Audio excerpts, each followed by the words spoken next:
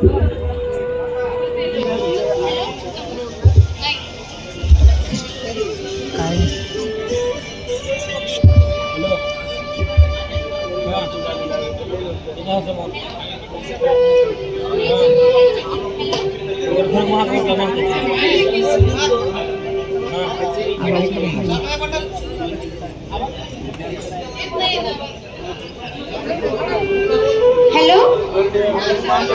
Hello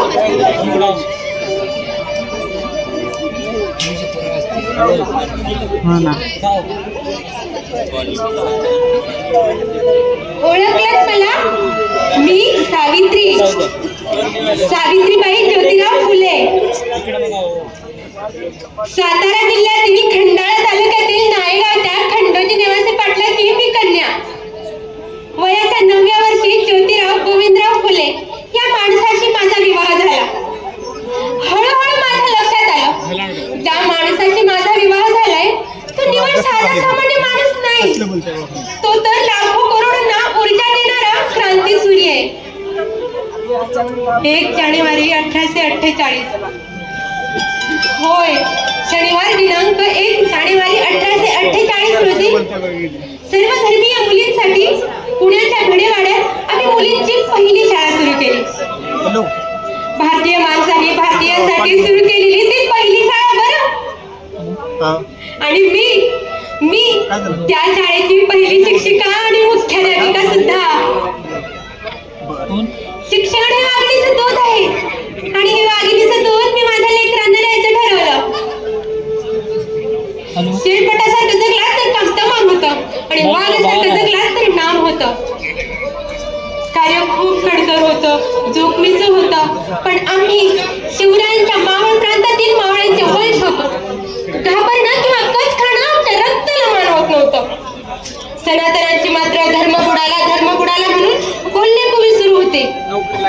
सर्वसामान्य माणसाने शिक्षण घेतल्याने कसा काय यांचा धर्म बुडतो बरं? इतका तकलादी असू शकतो हा धर्म? धर्मासाठी माणूस की माणसासाठी धर्म? माणसाच्या प्रगती आड येणारी प्रत्येक गोष्ट तरली किंवा बुडाली या समजनी काय उपयोग? आमचं तर जगणं आणि मरणं या लेकरांच्या उन्नतीसाठी होतं. यात चीज होती, हानी होती, अपमान होता, पण उद्याचे सूर्य घडवण्यासाठी आम्हा उभयतांचा संसार होता. यासाठीच तर आम्ही बांधले गेलो होतो. एक दिवस शेठजींनी मला सांगितलं, सावित्री, आपल्याला खूप लोकांच्या डोळ्यातील आसू पुसायची आहेत. त्यांना माणूस म्हणून उभं करण्यासाठी आधी शिक्षण दिलं पाहिजे. त्यांच्या डोळ्यात स्वप्नांची नवी फुलबाग फुलवायची. शिक्षणाने माणूस हुशार होतो, तो प्रगती करू लागतो. त्यांच्या दैन्य अवस्थेचं आणि दुःखाचं एकमेव कारण म्हणजे अज्ञान. आपल्याला उद्याचे सूर्य घडवण्यासाठी कामाला लागायचंय. देशील मला साथ? मी निव्वळ होकार दिला नाही, तर प्रत्यक्ष कामाला सुरुवात केली बरं. नेहमीप्रमाणे शाळेत शिकवायला जात असताना अचानक एक कटिंगर माझ्या समोर आला आणि तो मला म्हणाला, "ए टवळे, कुठे निघालीस?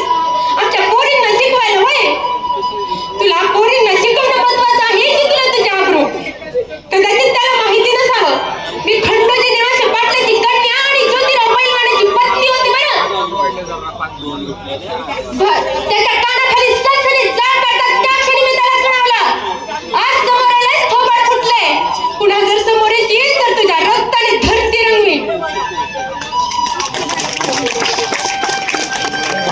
आजपर्यंत लोकांनी माझ्या अंगावर शेण फेकलं, मी सहन केले, दगडफेक केली, शिवीगाळ केली, मी गप्प राहून ऐकले. हात धरून दम दिला, मी त्याही सहन केल्या.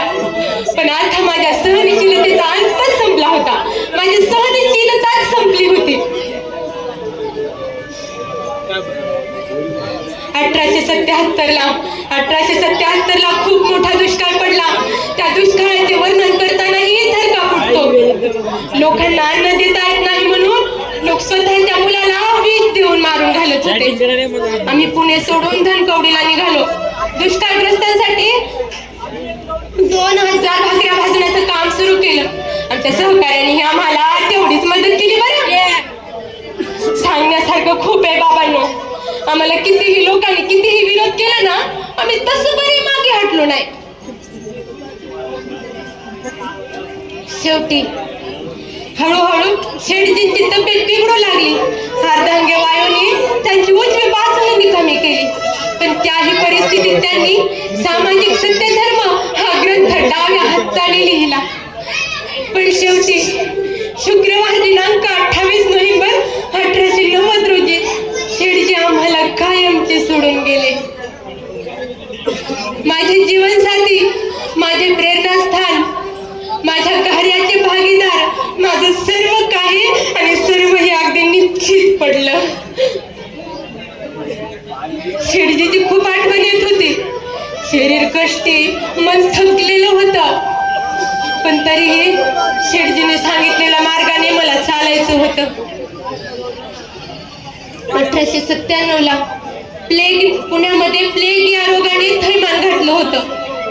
मी यशवंताला ठिकठिकाणी जाऊन हॉस्पिटल उभारण्यास सांगितले.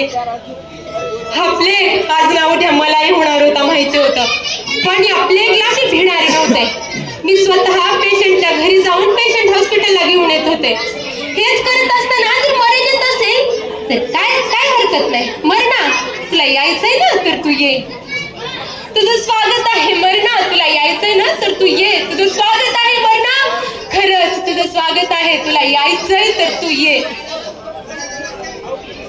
शेवटी प्लेगचं एकच इंजेक्शन उरलं होतं. माझाही अंतकाळ मला दिसत होता.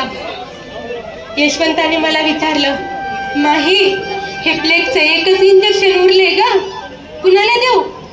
मी यशवंताला सांगितलं, बाळा, ते इंजेक्शन मला नको, त्या बाळाला दे रे, कारण त्या बाळानं तर अजून जगही पाहिलेलं नाहीये. त्या बाळाला ते इंजेक्शन दे, ते बाळ तरी हे जग पाहिल. माझ्या बाळाचे डोळे अश्रूने टपटपले होते. त्याच्या डोळ्यामध्ये पाणी थांबायला झालं.